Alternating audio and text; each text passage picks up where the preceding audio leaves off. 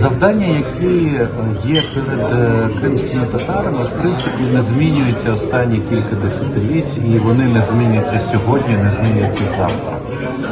Ми маємо піклуватися про власну свідомість, про власну ідентифікацію.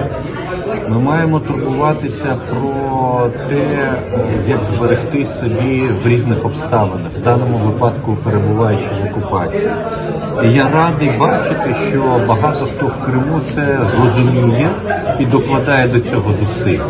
Хоча часто такі зусилля вони не знаходять підтримки чи розуміння поза межами Криму. Хтось сприймає це як щось непотрібне, щось шкідливе і так далі, але я хочу запевнити, що ви робите правильні речі. Лише залишайтеся завжди з собою.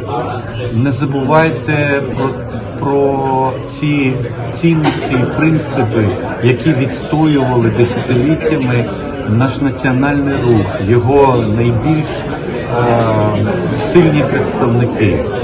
І за часів Гаспринського, і за часів Челебедіхану, і за часів вже після депортації, коли багато людей перебували в в'язницях, поверталися в важких умовах додому, але всі ми прагнули вільного життя, ми прагнули справедливого життя і безпечного життя.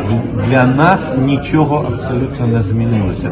Ми маємо і далі рухатися в цьому напрямку через всі важкі обставини. Тому продовжуйте вивчати, розмовляти на рідній мові, продовжуйте вивчати власну історію і знаходити приклади мужності наших предків, наших сучасників. І не піддаватися на будь-які пропозиції, зректися того, що робить нас кримськими татарами, робить нас справжніми сильними пасіонарними людьми, справжнім сильним пасіонарним народом.